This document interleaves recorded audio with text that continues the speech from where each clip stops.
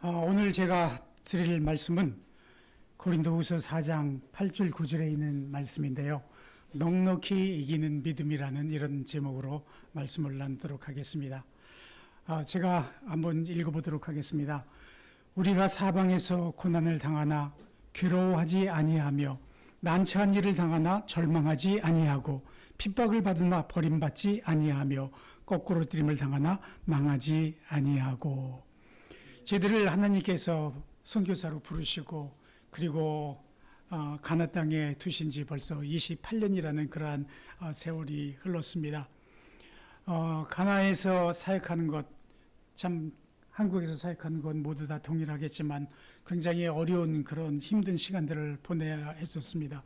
그 보내는 시간들을 이렇게 생각해 볼 때 높은 산처럼, 넘어야 할 높은 산처럼 그 어려움들이 우리들에게 있었는데 하나님께서 그 모든 것들을 참고 인내하며 계속해서 복음을 전하도록 그렇게 하셨던 훈련 계획이 아니었나 이렇게 생각을 합니다. 만약에 저희들이 그 어려운 것들을 포기하고 견디지 못하고 포기했더라면 어찌 가나에서 복음을 전하고 영혼들이 구원을 받을 수 있을까 이렇게 생각을 해봅니다. 우리 그리스도인의 삶도 저는 마찬가지라고 생각합니다. 모든 일에 인내하며 그죠? 참고 견디고 그러면서 살아야 하는 것들이 우리 모든 그리스도인들의 삶이라고 생각합니다. 저는 오늘 본문 말씀을 이렇게 생각하면서 우리에게 다가오는 이러한 모든 어려움들을 어떻게 극복할 수 있을까 이렇게 생각을 해보는데요. 첫 번째, 우리를 업고 걸으시는 주님을 바라볼 때 우리는 그 어려움들을 극복할 수 있다고 생각합니다. 본문 첫 구절에 보면 우리가 사방에서 고난을 당하나 괴로워하지 아니한다라고 말하고 있습니다. 우리 삶 속에서 답답하고 억울하고 그죠? 살아가는데 왜 그렇게 캄캄한 일들이 많은지 우리 모두가 경험해 본 일이라고 생각을 합니다. 우리가 예수님을 개인의 구주로 영접하고 구원받은 하나님의 자녀이지만 이 어려운 일들이 우리를 좀 피해가서 이렇게 지나가면 좋겠습니다만은 우리에게 언제나 이런 어려운 일들이 다가오고 있습니다. 가나에서 당한 그러한 어려움들은 꼭 넘어야 될 그러한 산처럼 우리에게 다가왔었습니다.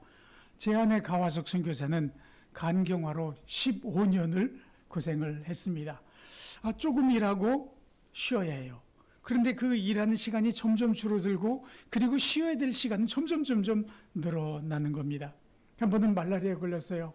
그래서 말라리아 약을 먹이고 이제 좀 참고 견뎌봐. 말라리아 걸리면요 고열과 어떤 때는 토하고 설사하고 이제 죽는가 보다라고 할 정도로 굉장히 고통이 심합니다. 실제적으로 가나안 사람들이 말라리아에 걸려서 죽는 일들이 많이 있습니다. 누워 있는데 손발이 차가워지는 거예요. 그리고 제가 맥박을 잡아봤어요. 그랬더니 한 250번 정도 뛰어요. 그런데 갑자기 제 아내가 다 죽어가는 목소리로 아이들을 불러주세요 그러는 거예요.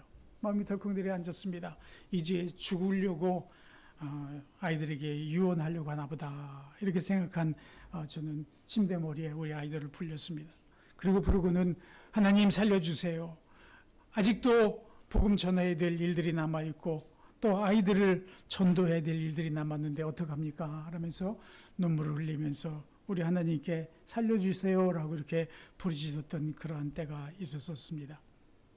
저는 통풍이 있어요. 그래서 굉장히 고생을 많이 하는데 2003년도에 첫 번째 안식년을 갖기 위해서 짐을 싸고 있는 중에 그때 통풍이 왔는데 굉장히 심하게 왔습니다.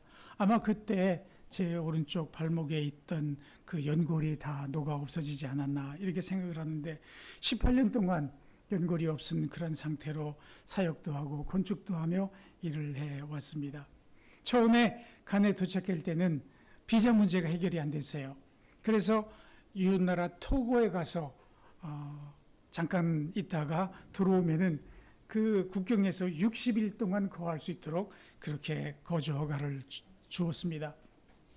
또 60일이 지나면은 다시 토고에 가서 국경을 넘었다가 다시 돌아와서 60일 그 비자를 또 받는데 수차례 국경을 넘었다 돌았다 할 때마다 나 선교사인데 국경에서 이분들이 나를 딱 붙잡으면서 너 당신은 왜 이렇게 60일마다 왔다 갔다 하느냐 하면서 넘어가지 못하도록 하면 어떻게 나와 생각하면서 정말 서서 그 비자를 받는 그 기간이 입술이 타고 그죠? 마음 졸였던 일들이 한두 번이 아니었습니다. 많은 선교사님들이 그렇게 고생하고 어려움을 당하는 것 여러분 생각해 보셨나요? 어떻게 생각하면은 사탄이 우리로 하여금 가나에서 선교를 하지 못하도록 방해하면서 우리를 포기하도록 정말 높은 산이 가로막은 것처럼 사방으로 우겨싸임을 당했던 그런 것 같습니다. 아람 군대가 엘리사를 잡으려고 성을 에워쌌습니다. 이 아람 왕과 그 아람 주변에 있는 장관들이 뭔가 의논을 하고 하면은 벌써 하나님의 말씀으로 이 엘리사가 미리 앞서서 모든 것들을 다 하는 거예요. 그래서 이 아람 왕이 생각하기를 엘리사만 잡아 죽이면 되겠다라고 생각을 하고 엘리사를 잡으려고 성을 에워쌌습니다. 아람의 군사와 말과 병거가 성을 완전히 이렇게 둘러싸고 있는 것을 젊은 청년이 이렇게 바라봤습니다. 그리고는 근심이 생겨가지고 어떡합니까? 어찌하리까? 라고 엘리사에게 얘기했었을 때 엘리사는 두려워하지 말라. 우리와 함께한 자들이 그들과 함께한 자들보다 많으니라 라고 이렇게 말씀을 했습니다. 그리고 눈을 열어서 보게 하시니까 불말과 불병거가 산에 가득하고 엘리사를 둘러싸고 있었다라고 성경은 말하고 있습니다. 이스라엘 백성들이 애굽에서 나와 홍해를 건너 광야에 들어갔습니다. 참으로 걸어도 모래뿐이 없는 그러한 모래 사람을 바라보았었을 때 그들의 마음 또한 무너졌을 것이라 생각합니다. 마실 물도 없지요. 음식도 없지요. 물론 집도 없습니다. 망망한 광야를 계속 걸어야 하는 정처 없는 그들의 마음을 생각해 볼 때 아마 그들은 사방으로 우겨쌈을 당했다라는 그러한 생각을 가졌다라고 생각을 해 보았습니다. 그런데요, 성경에서 말씀하시기를 이스라엘 백성들이 그 광야를 지나면서 생명의 위험도 있었고 고난도 있었던 그 40년 동안 그들의 옷이 떨어지지 않았고 신발이 닳지 않았다라고 말씀하고 있습니다. 왜 그랬을까요? 하나님께서 그들을 등에 업고 그 광야 사막을 건넜기 때문입니다. 출애굽기 19장 4절에 보면 내가 독수리 날개에 너희를 실어 내게로 데려온 것을 너희가 보았느니라 라고 말씀하고 있습니다. 이사야서 46장 6절에서도 보면 너희가 노년에 이르기까지 나는 그라. 노년에 이르기까지 내가 바로 그 하나님이라고 말씀하고 계시는 것이죠. 백발이 되기까지 내가 너희를 업어주리라. 내가 만들었은즉 내가 너희들을 지었은즉 내가 안아줄 것이요 그리고 내가 너를 업고 건너리라 라고 이렇게 말씀하고 계십니다. 백발이 되기까지 백발이 되신 분들이 많이 있어요. 저도 백발이 되었고 우리 목사님도 벌써 백발이 되었는데 백발이 되기까지 우리를 품어주시고 우리를 안아주신다고 하시니 이 약속이 얼마나 좋은 약속입니다. 우리가 믿는 오늘날 우리가 믿는 그 하나님이 옛날 그 이스라엘 사람들이 광야를 건널 때 그렇게 노년에 이르기까지 백발이 되기까지 업어주고 안아주고 건네주시겠다는 그 동일한 바로 그 하나님이십니다. 그렇다면 우리를 둘러싸고 있던 그 높은 산, 그러니까 건강과 거주 문제는 어떻게 되었을까요? 15년 이상 간경화로 앓던 우리 가와숙 선교사는요 2018년이라고 본인은 기억해요. 저는 2018년인 줄 알았는데 2016년이라고 기억을 하는데 의사 선생님이 가와숙 선교사를 바라보며 선교사님 이제는 열심히 간에서 일을 하셔도 되겠습니다. 간경화가 다 나섰습니다. 간경화는 낫는 게 아닌데 오늘날에도 하나님께서는 그러한 기적을 베풀어 주시고 계신 것을 저희들이 느끼고 알 수 있었습니다. 저는 2022년 11월 1일 인공연골 수술을 받았습니다. 지금도 아파요. 그래서 수술 받기 전보다 더 아플까? 덜 아플까? 하여튼 그 정도예요. 그렇지만 걸을 수 있고 또 일할 수 있어서 감사를 드립니다. 거주 문제 3년 동안 인내고 참았더니 가나 성서 침례 교회 친교회 이름으로, 우리 기관 이름으로 가나 정부에서 쿼타를 허락해 주었습니다. 그래서 매년 갱신만 하면 토고로 가지 않아도 거주를 받아 살 수 있게 되었는데요. 이제는 오래 살았다고 가나 정부가 영주권을 주었어요. 그래서 얼마든지 오래 살 수 있는 그런 사람이 되었습니다. 성경은 우겨쌈을 당하여도 쌓이지 않는다고 말했고요. 건강 문제와 거주 문제로 정말 어려운 그러한 산으로 첩첩산으로 이렇게 둘러싸인 것 같았었지만 하나님께서 그 모든 것들을 제거해 주셨습니다. 여러분 답답하고 캄캄하고 그리고 우겨쌈을 당한 그러한 어려운 상황에 처해 있을 때 두려워하거나 실망하지 마시기 바랍니다. 그리고 위에 계신 우리 하나님을 바라보시기 바랍니다. 선교지에서 우겨쌈을 당한 우리에게 이김을 주셨던 그 주님을 바라보시고 그 주님을 찬양하시기 바랍니다. 두 번째로 우리는 낙심하지도 말고 포기하지도 말아야 합니다. 두 번째 본문 두 번째 소절에서 난처한 일을 당하나 절망하지 아니한다라고 말씀하고 있습니다. 우리 아이들의 교육 문제도 높은 산 중에 하나였어요. 가나의 교육을 이렇게 바라보면은 학교에서 토속 신앙을 가르쳐요. 그리고 이슬람 신앙을 가르칩니다. 금요일에는 바다에 가서 고기를 잡지 말아라. 교과서에 써 있는 내용이에요. 밭에 계란과 쌀의 비를 놓아두면 소출이 많고 도둑이 그 소출을 훔쳐가지 않는다. 이런 것들을 교과서에 기록해서 이렇게 가르치고 있습니다. 우리 아이들이 다녔던 그 로컬 스쿨에서는 이런 것들을 실제적으로 실습까지 시키는 그런 모습을 볼 수 있었습니다. 어느 날 큰아들이 제게 와서 나 학교 안 다닐래요. 내가 그리스도인인데 왜 내가 이런 일들을 해야 합니까? 하면서 책을 내어주는데 그 책을 읽어보니까 정말 황당해요. 어떻게 책에 기록되어 있느냐면은 우리가 전통적으로 믿고 있는 이 아프리카 신앙은 우리 조상 대대로부터 지켜오던 믿음인데 이 믿음을 우리가 잘 계승 발전시켜서 토속 신앙을 우리 후대에 물려줘야 한다. 그렇기 때문에 우리는 이 모든 것들을 다 따라서 해야 한다라고 적혀 있었던 것입니다. 그러니까 가나 사람들은 혼합적인 신앙을 가지고 있어요. 내가 축복받아서 잘 살으려면 이 신도 좋고 저 신도 좋고 모든 신이 다 좋다라고 생각하는 거죠. 우리가 처음에 가서 추이어라고 가나에서 최고 큰 부족의 언어를 배우기 위해서 교수를 만났어요. 그래서 그 교수에게 추이어를 좀 가르쳐 주십시오 그랬는데 너무 비싸요. 한 달 월급을 한 시간에 받겠다는 거예요. 그래서 공부는 하지 못했습니다만은 제가 할 일이 뭐 있겠어요? 그 복음을 전했어요. 복음을 전하고 예수님을 영접하시오 그러고 예수님을 영접하도록 기도를 시켜서 예수님 영접하는 기도를 했습니다. 예수님 영접하고 기도한 후에 이분이 뭐라고 말하는지 아세요? 내 안에 예수가 있습니다. 지금 영접했으니까 예수님 오셨습니다. 그런데 또 다른 신들이 내 안에 가득히 있습니다.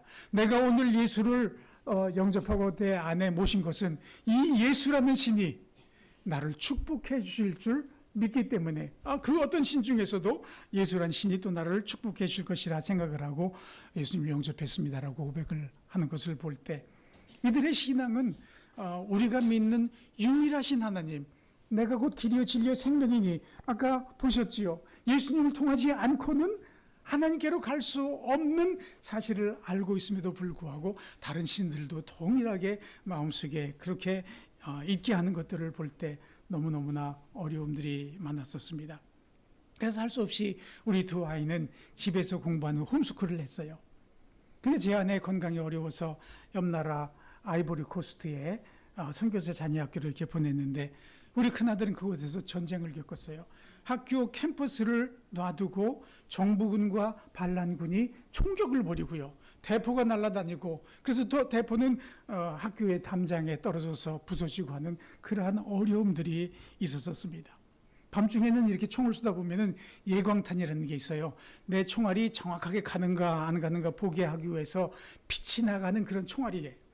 그것들이 날아가고 하는 그러한 생사의 위기에 처해지기도 했었는데, 그 당시에 부시 대통령이었는데 이 대통령이 특별군을 보내고 그리고 프랑스에서 또 군인들을 이렇게 보내서 한 420명 정도 되는 학생과 교사들을 구출해주는 그러한 일이 있었습니다. 이 이야기를 하자면 참 재미난 이야기들이 많이 있습니다. 우리 막내가 3학년 때 보냈어요. 그랬더니 맨날 홈식, 그러니까 엄마가 보고 싶어가지고 어려웠었습니다. 그래서 4학년 되면서는 안 보내고 우리 큰아들만 보냈는데, 이 녀석이 뭐라고 말하는지 알아요? 전쟁이 일어나가지고 BBC 그런 뉴스에서 나오니까 I lost my phone. 그러니까 저 재미있는 거를 내가 학교에 안 가가지고 놓쳐버렸다. 이런 얘기까지 했었습니다. 근데 우리 둘째 아이는요, 유치원부터 고등학교 때까지 집에서 홈스쿨링을 시켰어요.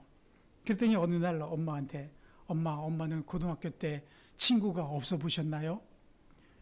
혼자 공부하는 것이 어려워가지고 이 아이가 우울증이 왔어요. 그래가지고 이 감정 기복이 얼마나 심한지 뭐라고 얘기를 못해요. 왜 공부 안 하니? 너는 장학생으로 공부해야 대학에 들어갈 수 있어. 이런 얘기를 하면은요, 굉장히 화를 내고, 어느 날은 이 녀석 자살하려고 그러는 건 아니야? 이런 생각이 들 때도 많이 있었습니다. 근데 엄마가 아이 방을 이렇게 열어봤는데 책상 위에 로프가 있는 거예요. 밧줄이 하나 있는 거예요. 깜짝 놀랐어요. 이 녀석 이걸로 목매달아 죽으려고 그러는 거야. 그래서 아무 생각 없이 그냥, 아니 여기에 밧줄이 있어? 왜요? 내가 자살이라도 할까 봐요? 엄마 마음을 모르고 이렇게 대답했던 그런 아이였습니다. 지금도 이 우울증 때문에 많이 어려움을 겪고 있어요. 그래서 약을 꼭 먹어라. 약을 먹어야 그 머릿속에 그 분비물들이 제대로 분비가 돼서 이 조그만 일 가지고도 슬프다고 생각을 하는 게 우울증 아닙니까? 그것을 넘쳐버릴 수 있는데 지금도 약을 먹고 있습니다만은 참 이렇게 늘 염려해야 하는 그런 어려운 시간들을 보냈었습니다. 제가 처음에 가나에 가서 프레지오를 샀어요. 프레지오 아시나요? 지금도 생산이 되는지 모르겠습니다. 12인승 그런 봉고차예요. 신학생들을 실어서 나가서 같이 전도도 하고 그렇게 하기 위해서요. 큰 차를 샀는데, 주일학교 아이들을 불러 모으기 위해서는 아침 일찍 나가가지고 아이들을 실어 오는데 38명 어린 아이들을 앞에 앉고 뒤에 타고 낑겨 타가지고 38명을 아이들을 태워가지고 주일학교를 실어 왔는데, 2번 가면은 주일학교가 끝나버리잖아요. 그래서 어쩔 수 없이 그런 많이 2번씩 가서 아이들을 태워왔는데, 이 프레지오가 우리나라가 춥지 않습니까? 추운 곳에 맞는 그 조그만 그 라지에이터, 뭐라고 그러죠? 한국말로 온도를 식혀주는 그 라지에이터가 조그만 거예요. 1년도 안 됐는데 엔진이 뜨거워져 가지고 고장이 났어요. 그래서 그 뒤로는 여러 차례 견인도 하고 엔진 자체를 2번이나 이렇게 교체를 했습니다. 그래서 제가 직접 차를 고쳤는데, 이 차를 고치는 이런 일들이 사역에 대한 큰 장애가 되었습니다. 그런데 이런 어려운 상황 속에서도 저희들이 낙심하지 아니할 수 있었던 것은 갈라디아서 6장 9절에서 말씀하고 있는, 우리가 잘 행하는 가운데 지치지 말지니 우리가 기진하지 아니하면 정하신 때에 거두리라는 이 말씀이었습니다. 지치지 말아라, 기진하지 말아라 라는 이 말씀은 같은 의미로 쓰셨는데, 포기하지 말고 계속 가라는 그런 말이지요. 잘 행하다, 이 말은요, 포이온테스라는 그 헬라어인데 현재 분사예요. 가나가 아니라 헬라어에서 현재형은요, 우리가 생각하는 현재형은 우리가 지금 무엇을 한다 이런 단순한 뜻을 가지고 있는데, 헬라어에서의 현재형은 반복해서 그 일을 행한다라는 것이 현재형입니다. 그래서 잘 행하라는 이 말은 우리가 하나님을 향해서 하는 그러한 믿음의 행위들이 다른 사람이 구원받도록 복음을 전하고 말씀을 전하고 그들을 전도하고 교회로 인도하고 하나님 자녀가 되게 하는 이 선한 행위를 계속해서 반복하는 것, 그것이 헬라어에서의 뜻입니다. 포기하지 말고 선교를 계속하고 포기하지 말고 전도를 계속하라는 그러한 의미가 되겠습니다. 전도가 다 그런 일인 것 같습니다. 우리의 사명은 한 영혼을 주님 앞으로 인도하는 것입니다. 그런데 한 번만 하고 끝나는 것이 아니라 그것을 계속하라는 것이지요. 우리가 선을 행하다 낙심하지 말지니 피곤하지 아니하면 때가름에 거두리라. 이게 개정개혁에 나오는 말씀인데요. 우리가 포기하지 아니하고 계속해서 영혼들을 전도했었을 때 하나님께서는 모든 문제들을 해결하게 해주시고 그리고 또 영혼들이 구원받게 해주셨습니다. 어려움을 전쟁까지 겪고 이렇게 자랐지만 우리 큰아들은 선교사로 가나에 와서 이미 8년 동안 사역을 하고 있습니다. 그리고 올해 2월에 영국에 가서 법대에 입학을 했어요. 이 아이가 하나님의 아내의 품은 뜻은 어떤 것이냐면요. 가나에 가서 법대에서 아이들을 가르쳐서 이 법대에서 자기 밑에서 공부한 아이들이 가나의 헌법을 고칠 수 있도록 하는 것이 소원이에요. 대학을 다니면서 학교에서 숙제를 내준 것이 헌법을 공부해봐라. 가나의 헌법을 공부를 해봤대요. 가나의 헌법을 공부해보니까 가나의 헌법이 어떤 모습으로 되어 있느냐면은 부정부패해도 괜찮을 헌법이더라는 거예요. 자기는 고칠 수 없지만 내가 법대에서 아이들을 가르치면 이들이 자기의 헌법을 고치게 해야 되겠다라는 생각을 하고 있습니다. 그런데 이 아이의 꿈이 커요. 법대에서 10만 명을 제자로 삼을 수 있도록 해주세요라고 이렇게 기도하고 있습니다. 저는요, 훌륭한 한 사람, 가나를 변화시킬 수 있는 한 영혼을 주세요라고 기도했는데 이 아이는 10만 명을 달라고 그렇게 기도하고 있습니다. 우리 아이들은요, 대학에 다니는 동안 1년 동안 가나에 와서 단기 선교를 하는 것이 의무였었어요. 그래서 큰아들은 3학년 때 와서 잘 마치고 갔고요. 그리고 둘째 아이는 에모리 대학에서 그 컴퓨터 공학을 전공을 했는데 이 컴퓨터 공학이 진짜 발전이 너무 빠르잖아요. 1년 동안 와 있으면은 그 다음에 가가지고 따라가지를 못하겠다면서 졸업하고 갈게요. 그래서 졸업하고 왔어요. 컴퓨터를 설치해주고 네트워크를 설치하고 이렇게 있는 동안에 자기가 우울증을 겪었던 곳에 오니까 얼마나 있기가 싫었겠어요. 10달 딱 되니까 나 취직됐어요. 그러고 간다는 거예요. 그러면 비행기표를 받고서는 돌아가 버렸습니다. 근데 돌아가 보니까 취직됐던 그 취직이 안 되고 다른 사람이 자리를 차지하고 취직이 안 되는 거예요. 여러 곳에 원서를 냈는데 기다려도 취직이 되지 않는 거예요. 그래서 엄마가 내 카톡으로 내가 말하는 것처럼 아들아, 너 하나님 앞에 12달, 1년 약속했잖아. 근데 넌 10달 만에 도망갔어. 2달 다 채우도록 해라. 그래서 이 아이가 다시 비행기를 표를 사가지고 2달 있기 위해서 돌아왔어요. 그랬는데 이제 마지막 2달이 다 끝나간 무렵에 교수한테 전화가 왔어요. 먼저 직장보다 더 좋은 직장이 있으니 와라.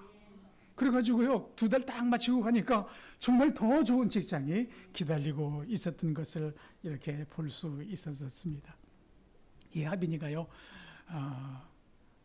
그 고생을 하고 우울증까지 왔던 그 날에 왔다가 돌아가면서요, 10달 만에 돌아가면서 어떤 얘기를 하는지 알아요? 엄마, 나는 절대 가나에 안 올 거예요. 그랬던 아이예요. 그런데 어머니의 그 기도에 따라서 2달 마치기 위해서 돌아왔고요. 더 좋은 직장을 가져게 됐고요. 그리고 속으로 그렇게 생각을 했대요. 왜 나를 하나님께서 선교사의 자녀로 태어나게 하셨을까? 그렇다면 하나님께 영광 돌리는 그러한 일들은 무엇일까? 이런 생각을 했다는 거예요. 그리고는 그 자리에서 하나님 저를 선교사로 보내주세요 하고 헌신을 했다고 해요. 근데 지금 이 하빈이는 증강현실, 가상현실 뭐 그런 거 무슨 말인지 아시겠어요? 컴퓨터를 통해서 뭐 이런 것들을 막 하는 그거를 지금은 연구를 해서 그것으로 박사학위를 받겠다라고 지금 하고 있는데 박사학위를 받으면 가나에 와서 선교사로 대학을 세우고 공대에서 사역하겠다라고 지금 헌신을 했습니다.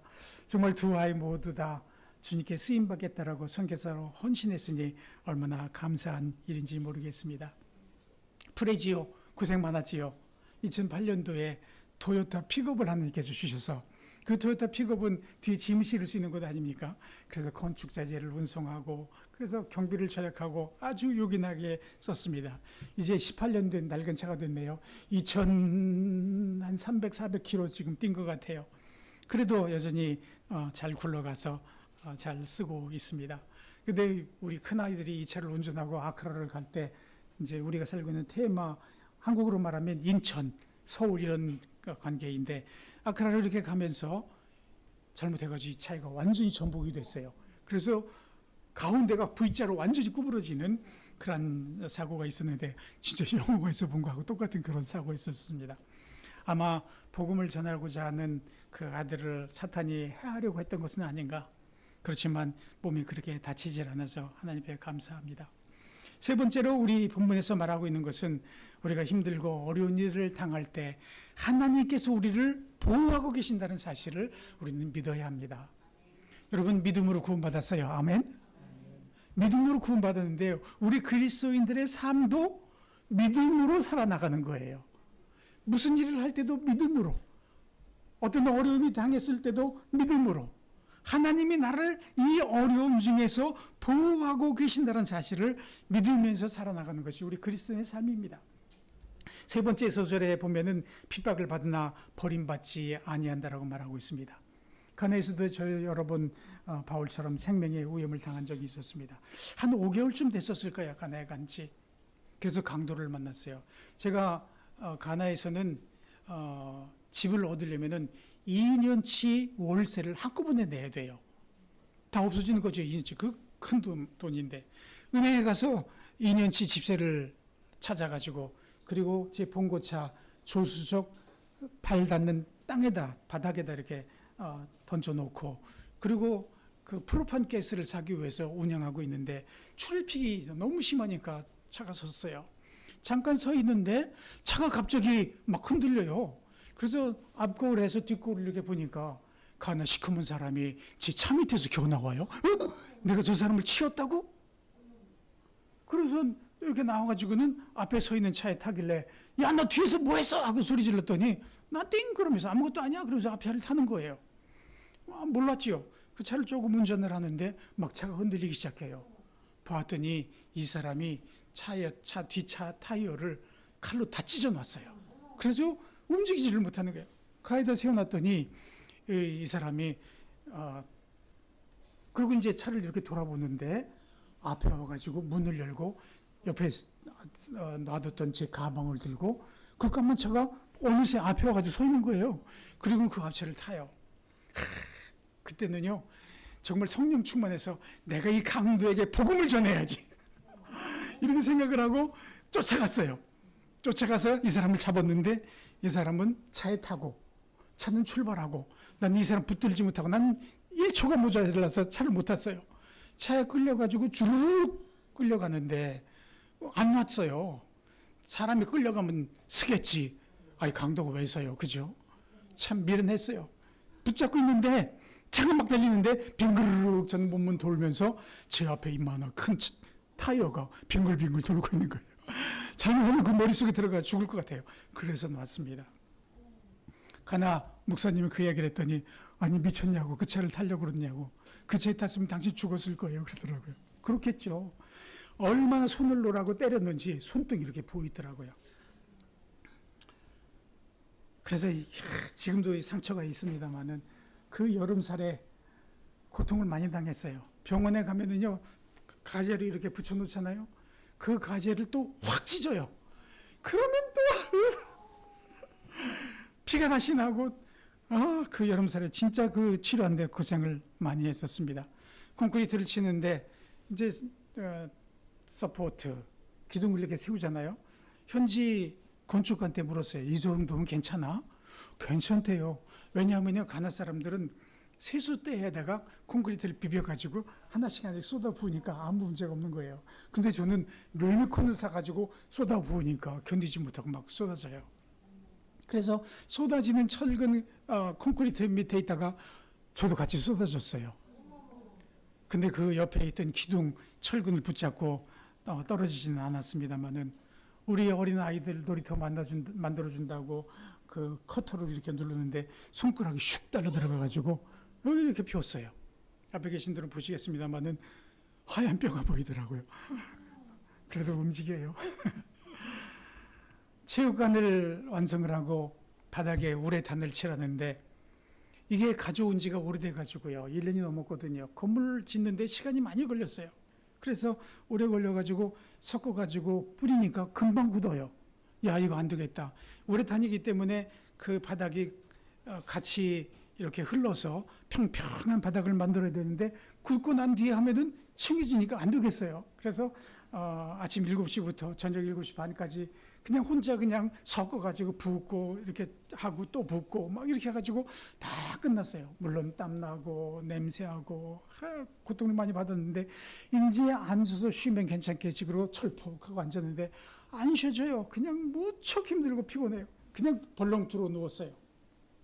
그때 아마 저혈당이 왔고 탈수증이 와가지고 몸이 막 비틀리고 막 그랬었어요. 아마 그것 때문에 그대로 있었더라면 아마 죽지 않았을까. 제가 막 소리를 지르면서 나 죽겠어 그랬더니 야속하게도 혼자 그렇게 치는데 와서 좀 구경도 좀 하면 좋을 텐데 안 왔어요. 나중에는 설탕물도 좀 마시고 하면서 이렇게 좀 지냈었습니다만은 제가 여러분들에게 감히 이런 질문을 드려도 될지 모르겠습니다. 여러분의 생애를 살아오면서 복음 때문에, 복음을 전하는 그 일 때문에 누가 너를 죽이겠다라는 그런 생명의 위협을 당하든지 억울하든 그런 일들을, 누명이나 이런 억울한 일을 당해보셨어요?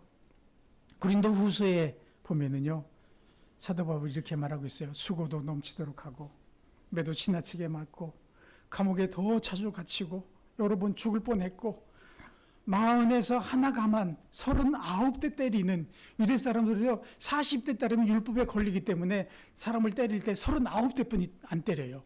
40대나 39대는 똑같아요.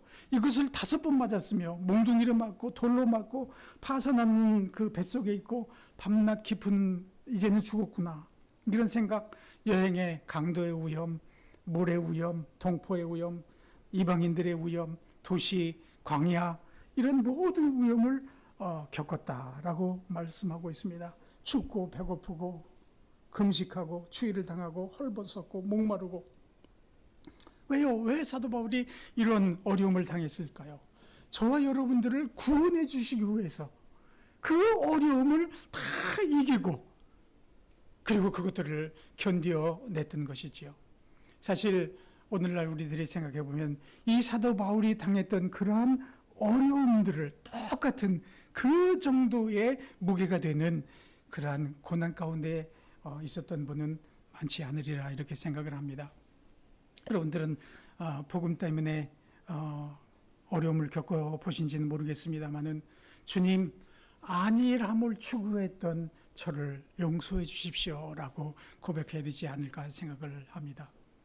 가나에 살다가 한국에 돌아오면요, 정말 한국은 살기 좋은 나라라는 생각을 거듭해요. 가나에서 덜컹거리면서 포장 안 된 길에서 푹푹 빠져가면서 허리 운동은 저절로 되죠. 그렇게 살다가 공항에서 차를 타고 내려오면 샤 미끄러지 달리는 그 차, 이야 좋다. 여러분들은 이렇게 좋은 나라에서 계속 사시니까 우리나라가 진짜 좋은 나라인가? 별로 느끼지 못하며 살고 계시로 이렇게 생각이 되어지는데요. 물론 이제 저 사람은 더 부자고 나는 덜 부자, 이런 상대적인 빈곤 때문에 안 좋게 생각하실지도 모르겠습니다만은 한국에 와서 밥 한 숟갈만 먹어도 반찬 안 먹어도 돼요. 왜 이렇게 밥이 맛있어요? 어제는 방울토마토를 사면서 이거 달아요? 그랬더니 별로 안 달아요 그러더래요. 그래서 한 개 잡숴보세요. 그래서 먹었더니 꿀 방울토마토. 안 맛있는 과일이 없어요. 진짜 그렇죠. 안 맛있으면 아마 아무도 안 살 거예요. 참 모든 것이 살기 편하고, 부산에 갔더니 길거리에다가 화분을 해가지고 꽃을 쫙 심어놓는 나라. 아마 한국분이 없을 거예요. 조그마한 강이 있다 하면은 그 강 주변으로 사람들이 걸을 수 있도록 그 아름답게 꾸며놓은 곳. 여러분 거기 걸으시면서 여기가 좋사오니 그렇게 생각해 보신 적은 없으세요? 간에 처음 가가지고 어느 교회에서 세워놓은 선교사 숙소를 이렇게 가기 위해서 택시를 탔는데, 이분이 제가 선교사로 얘기도 안 했는데 저는 총회신학을 졸업한 전도사예요. 먹고 살 일이 없어서 택시 운전을 합니다. 그러면서 무슨 말을 하냐면요, 이모와 이모부가 선교하러 중국에 갔대요. 중국에 갔는데 어느 빌리지에서, 어느 골짜기 중국 나라에서 복음을 전한다고 깡패들이 때려가지고 이모부는 그 자리에서 죽었고요. 그리고 이모는 양쪽 다리에 그 아킬레스건이라고 그러나요? 뒷다리에 그 근육을, 심줄을 잘라버려가지고 불구자로 한국에 돌아왔어요. 이런 얘기를 하는 거예요. 근데 저는 그때 무슨 생각을 했는지 아세요? 야, 한국에 오니까 진짜 살기 좋구나. 가나 가면 또 고생해야 될 텐데 가나 가기 싫어. 이런 생각이 제 마음속에 들었던 때예요. 그런데 하나님이 이분의 입을 통해서 저를 창문하셨던 것 같아요. 지금 선교를 위해서 어떤 사람은 죽기까지 하는데 너는 간에 가기 싫다고 생각하고 있니? 라는 이 말씀을 들을 때 여러분 생각해 보세요. 우리 주님은 우리를 구원하시기 위해서 그 아름다운 천국이 얼마나 아름다운 곳이에요. 우리가 가기 원하는 소망하는 곳 아니에요. 그곳을 버리고 이 땅에 오셨는데, 저는 한국이 좋다고, 한국이 살기 좋다고, 한국은 모든 것이 있다고, 편안하다고, 선교지에 가면은 너무 어렵고 힘들고 고통당한다고 선교지에 가기 싫다는 생각을 했다는 것이 얼마나 마음이 아프고 주님께 죄송한지, 주님 저를 용서해 주십시오, 이런 마음을 가졌던 것을 회개합니다. 어떤 책의 제목이 이런 게 있어요. Don't just stand there. Don't just stand there. 거기 그렇게 그냥 서 있지 마세요 라는 제목의 그런 책입니다. 여기가 좋다고, 한국이 좋다고 그냥 거기 그렇게 있지 말라는 그러한 뜻으로 적은 책인 줄 압니다. 정말 좋은 것으로 말하면 우리 예수님이 떠나온 천국과 한국을 어찌 비교할 수 있겠어요? 그렇죠? 그러나 주님은 그 아름다운 보좌를 버리시고 우리를 구원하시기 위해 이 땅에 오셨다는 사실을 기억하시기 바랍니다. 이곳이 좋으니 내가 이곳에 살겠어요 라고 주장하지 마시고, 우리 목사님이 선교사로 가셨으니까 상급이 클 거야 이렇게 말씀을 하셨어요. 저는 그렇다고 생각, 얼마나 수고하고 계세요. 목사님에게도 동일한 상급, 선교를 위해서, 전도를 위해서 얼마나 희생하며 기도하고 계세요. 또 물질로, 한국이 정말 경제가 어렵고 힘든데 물질로 주님 앞에 드리지 않았습니까? 동일합니다. 이렇게 하셨을 때 저는 그냥 앞에 간 선교사요, 여러분들은 남아 계신 선교라서 그 역할을 하기 때문에 동일한 상급이 주어지리라, 저는 그렇게 생각합니다. 아무리 어려움이 있다 할지라도 우리 주님이 우리를 보호하고 계신다는 것을 믿음으로 바라보시기 바랍니다. 그리고 주님이 명령하신 그 명령을, 복음 전도하는 그 일을 위해서, 땅끝까지 복음이 증거되기 위해서 기도하시고 나가서 실제적으로 전도하시고, 오늘 제 아내가 가지고 있는 그 교재들을 스마트폰으로 다 넘겨줄 거예요. 그냥 옆에 앉아가지고 넘겨가면서 그냥 말씀하세요. 잘 알잖아요. 모두 알고 있는 내용들이잖아요. 그리고 마지막에 우리 죄를 용서해 준 이 예수님을 마음속에 영접하세요. 그럼 구원받고 죄 용서 받는 거예요. 복음이 다 들어있어요. 들고 나가셔서 옆에 앉아서 전철에서 아니면 버스에서 그렇게 이용하시기 바랍니다. 땅끝까지 복음이 증거되면 그제서야 끝이 오리라고 말씀했어요. 우리 주님이 다시 오신다고 말씀하신 것이지요. 그러니까 그 땅끝까지 복음이 전해지도록 중지하지 말고, 선을 행하되 낙심하지 말지니, 선을 행하다가 반복한다라고 말씀을 드렸잖아요. 계속 하시기 바랍니다. 이사야서 41장 10절에 두려워하지 말라, 내가 너와 함께 하느니라. 놀라지 말라, 나는 내 하나님이니라. 내가 너를 강하게 하리라. 참으로 내가 너를 도와주리라. 참으로 내가 나의 의의 오른손으로 너를 떠받쳐 주리라고 말씀하셨습니다. 엘리사를 불말과 불병거로 지켜주셨던 것처럼, 간에서 저의 생명을 보호해 주시고 지켜주신 것처럼 여러분들 복음 전하는 그 일들을 하나님께서 지켜주시고 주시게 하실 것입니다. 마지막입니다. 승리로 이끄시는 주님을 찬양합시다. 주님을 찬양합시다. 오늘 목사님 말씀하셨잖아요. 찬송가 부르시고 유행가 부르지 맙시다. 맞아요. 찬송가 부르면은요, 우리 마음에 기쁨이 있습니다. 찬송은 복 있는 기도라고 이렇게 말하고 있는데요. 마지막 소절에 보면은 거꾸로 뜨림을 당하여도 망하지 않는다라고 말하고 있습니다. 우리 사에게도 넘어야 할 높은 산이 있었습니다. 영적 지도자가 필요하다. 이런 것을 절실하게 느꼈던 저는 가자마자 신학교를 시작했습니다. 한 18명 정도 이렇게 훈련을 시키고 있는데 2007년쯤 돼서 한국에 제가 아파서 이렇게 돌아왔을 때 우리 강의를 저 혼자 제 아내만 할 수 없어가지고 현지 목사들에게 시간 강사를 이렇게 강의를 시켰는데 제가 없는 사이 우리 신학생들을 전부 자기 교단으로 빼돌려 갔던 거예요. 어느 신학생 하나 왔는데 나를 강의하는 현지 목사가 나보고 왜 너는 이 신학교에 있느냐? 너 출신이 그 출신인데 그 출신인 그 신학교로 가라. 그렇게 얘기했다고 제게 얘기를 했어요. 그래서 이 강사가 그렇게 하는 것은 얼마든지 그렇게 할 수 있다라고 생각을 했었거든요. 돌아와 보니까 전부 그 학교에 가버리고 아무도 없는 거예요. 그래서 신학교가 그렇게 무너지는 것을 경험했어요. 2008년도에 우리 아이들이 홈스쿨 공부하던 그 어베카 홈스쿨 교재로 무료 고등학교를 시작을 했습니다. 기독교 세계관으로 가르치는 정말 가나 영적인 그런 상태를 봤을 때 최고의 교재입니다. 그런데 미국식 공부를 시킨다고 우리가 간호원 한 분을 두었는데 이 간호원이 우리 강의를 이렇게 들어보더니 모든 학부형들에게 전화를 했어요. 이 공부해가지고는 대학에 못 갑니다. 2명 남겨놓고 다 떠나버렸어요. 그 후에 이제 중학교도 넣고 초등학교도 넣고 유치원도 넣고 이렇게 해서 학교를 키워가는데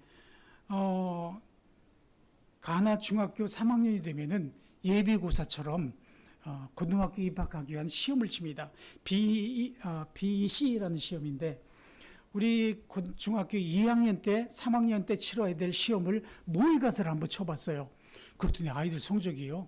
정말 전부 90점 이상, 95점, 100점 막 이렇게 나오는 거예요. 학부형들한테 우리가 공부를 이렇게 잘 시킵니다고 자랑하더라고 얘기를 했더니 그러면 우리 아이들을 3학년으로 전부 올반시키고 BEC 시험을 치게 해주세요. 그거 좋은 생각인데요. 알아봤더니 안 된대요. 중학교 3학년까지 가서 3학년 때 치러야 된다. 그래서 안 된다고 얘기했더니 학부형들이요. 2학년 학생들을 다른 학교에 3학년으로 다 편입시키고 시험을 치고 그래가지고 학생들이 아무도 없어요. 애들 성적은 좋지요. 복음으로 가르치냐 아이들이 삶이 변하지요.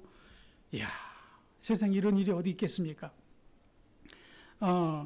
교감으로 시켰던 현지 이 수학 선생이 얼마나 잘 가르치는지 수학을 싫어하는 사람이 이 선생님한테 배우면요 수학을 좋아하게 돼요.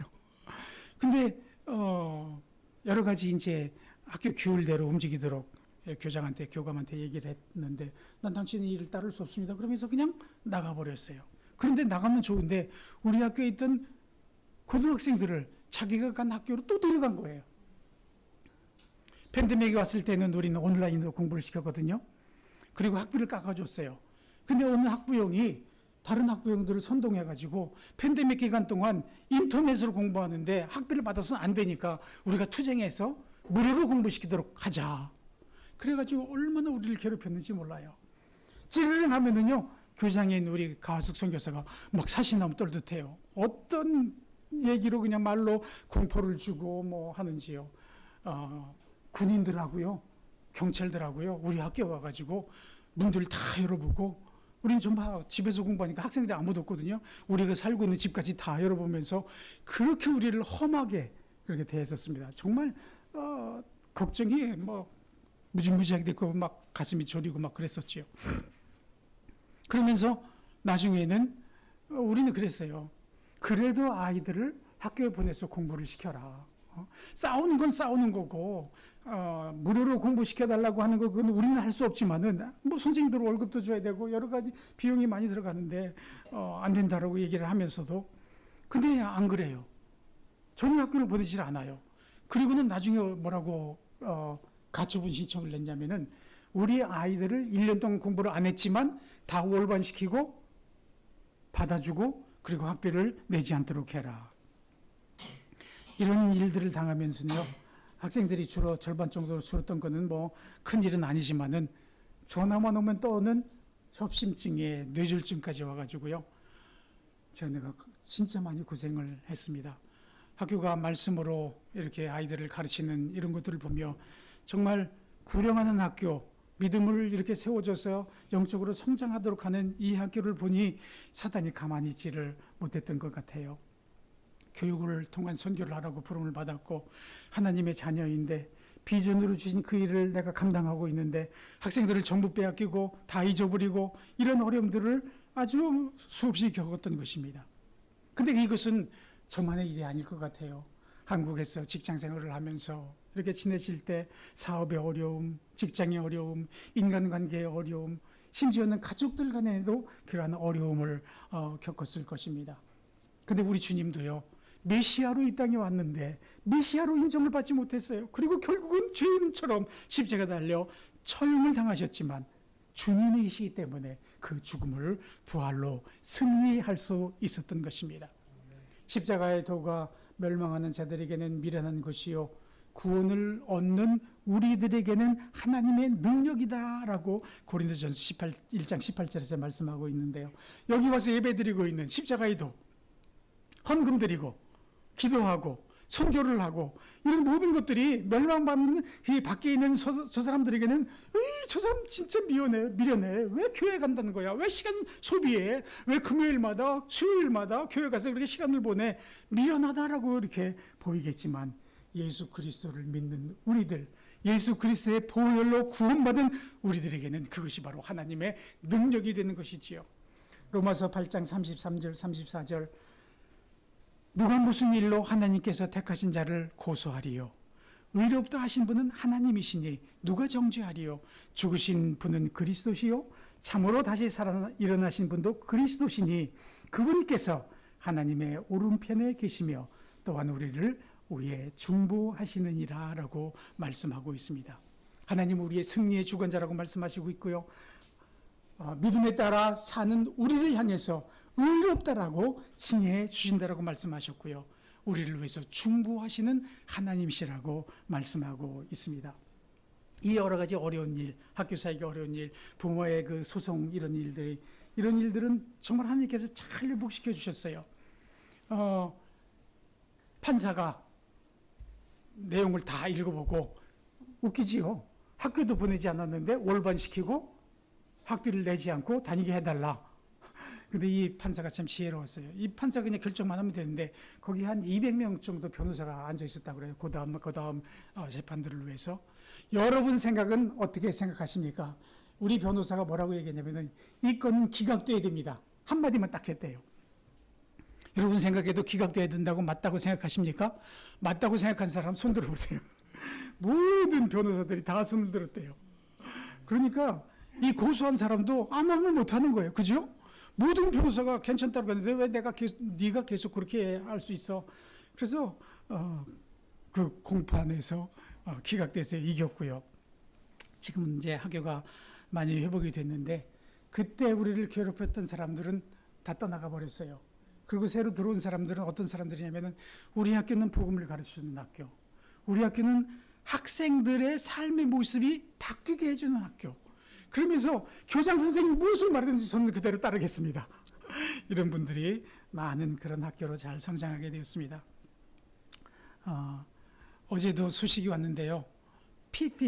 피피라는 그 학생이 영국 시스템을 이용해서 우리가 공부를 가르치고 있는데 이 영국 시스템에서 고등학교 2학년 때 전국적으로 시험을 봐요.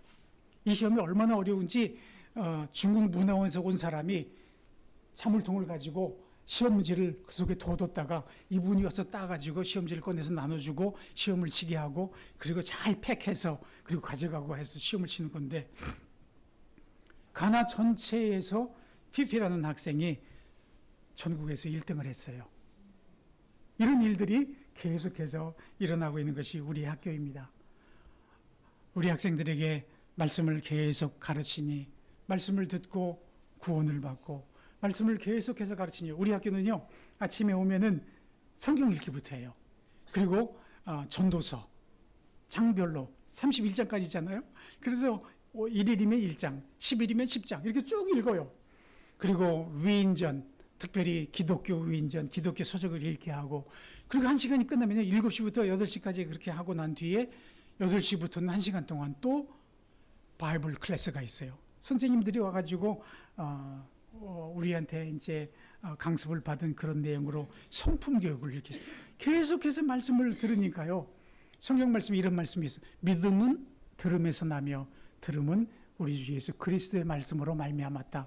자꾸 들을 때 믿음이 생기게 되고요. 그 믿음이 생기는 것은 우리 하나님 예수 그리스도의 말씀으로 그렇게 생기게 된다고 말씀하고 있거든요. 계속 들려주니까 아이들이 잘하고 그리고 예수 그리스도 안에서 내가 왜 공부해야 되는가 하는 것들을 학생들이 깨달은 거예요. 하나님의 영광을 위해서 공부해야지. 우리를 방해하고 있던 그 높은 산들이 믿음으로 우리는 다 물리칠 수 있게 된 것입니다.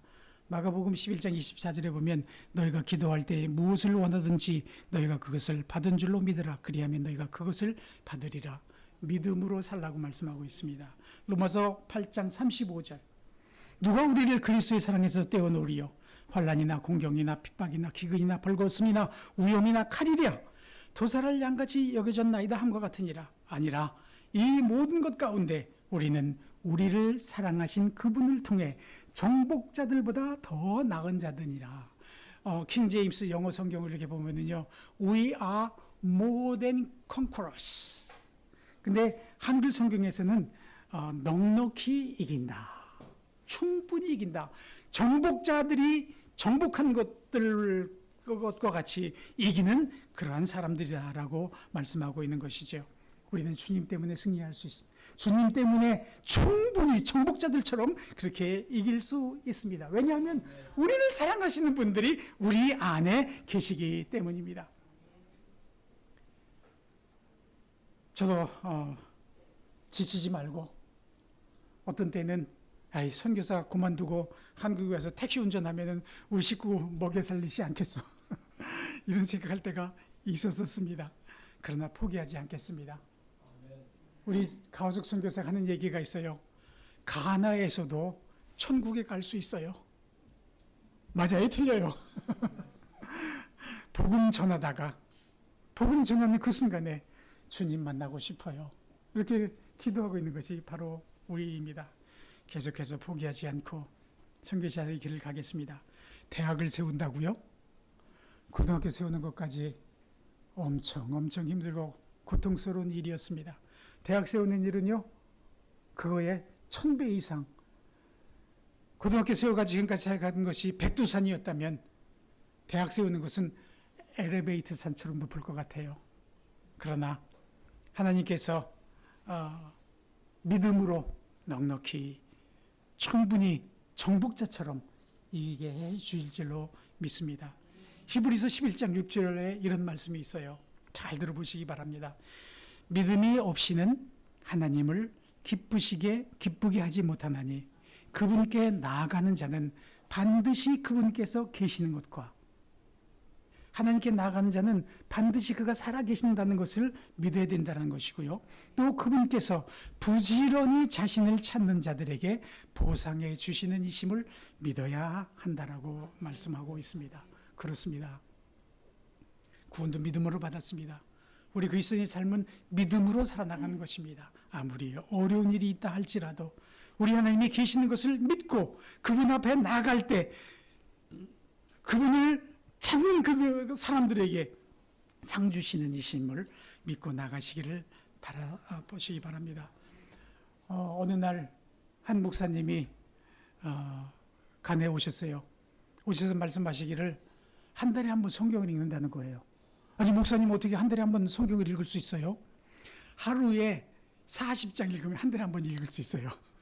오전에 20장, 오후에 20장 읽으면요 한 달에 한 번 읽어요. 근데 우리가 조금씩 읽고 또 생활하다가 또 조금씩 읽으면은 하나님 말씀을 전체적으로 하나님 원하시는 게 뭔가를 깨달을 수 없는데 한 달에 한 번씩 몇 번 읽으면은요, 하나님의 뜻을 성경에서 말하고 있는 뜻을 쫙 바라볼 수 있는데, 그거는요, 우리를 향한 사랑과 기쁨이에요. 하나님이 품으신 뜻은 우리를 기쁘시게 해주는 거예요. 내가 너희에게 원하는 것은 재앙이나 멸망이 아니요, 너희를 소망을 안고 기쁨으로 살게 하는 것이다 라고 이사야서에서 말씀하고 있는가요? 성경을 그렇게 읽어보니까 정말 하나님은 우리를 향해서 기쁨으로 살게 하기 위해서 모든 것을 준비하시고 모든 것을 공급해 주시기를 원하시는 하나님인데, 우리는 그 믿음으로 그것을 따라가지 못해서 늘 기쁘고, 사도 바울이 뭐라고 말했는지 여러분 아세요? 감옥에 빌립보 감옥에 갇혀 있으면서 빌립보 감옥에서 나옴 받으면서 이분이 돌아가셔요. 순교하시죠. 그 어려움 속에서 믿는 그리스도인들에게 이렇게 분부하세요. 기뻐하라. 우리 처지를 아시죠? 기뻐할 수 없는 처지예요. 그런데 이분이 또 말씀하시기를 내가 다시 말하노니 기뻐하라. 이게 믿음으로 사는 거예요. 아무리 어려움이 있다 할지라도 기쁨으로, 기뻐하며 사는 것이 하나님이 우리에게 원하시는 것이에요. 여러분, 성경에 이런 말씀도 있어요. 단 것을 마시며 기뻐하라. 들어보셨어요? 단 것을 마시며. 없는 사람에게는 나누어줘서 단 것 마으면 기분이 좋잖아요. 단 것을 마시며 기뻐하라는 말씀이 있는데, 이렇게 하나님은 우리에게 기쁨으로 살도록 하십니다. 하나님이 계신 것을 믿고 하나님을 기쁘시게 할 때 그 상을 우리는 얻게 될 것입니다. 오늘 말씀처럼 4가지 말씀드렸죠. 정말 콩코로처럼, 정복자처럼 넉넉히 이기는 여러분들이 되시기를 주의 이름으로 축원합니다. 기도하시겠습니다. 하나님, 우리 강남 교회 성도님들을 축복해 주시고, 우리 성도님들이 주님께서 이루어 주신 구원의 사랑에 감격하며 살도록 축복하시옵소서. 그리고 우리 자신을 주님께 드리는 철저한 헌신이 있는, 주님이 십자가에 달려 죽으신 것을 생각하며 그 십자가에 내가 다시 박혀 나의 모든 죄들이 용서함 받았다는 것을 생각하며 철저하게 헌신한 저희들이 될 수 있도록 축복하시옵소서. 그리고 한 분 한 분이 잃어버린 그 한 영혼을 주님 앞에 인도하심으로 하나님 나라가 이 땅에 속히 도래하는 그 일에 열심을 다하는 한 분 한 분 되실 수 있도록 축복해 주시옵소서. 우리 목사님의 말씀을 통해서 우리가 부강해지며 우리의 속사람이 살찌며 강건해지는 이 일들이 주님 오시는 그날까지 계속되는 귀한 강남교회가 될 수 있도록 축복해 주셨길 바라오며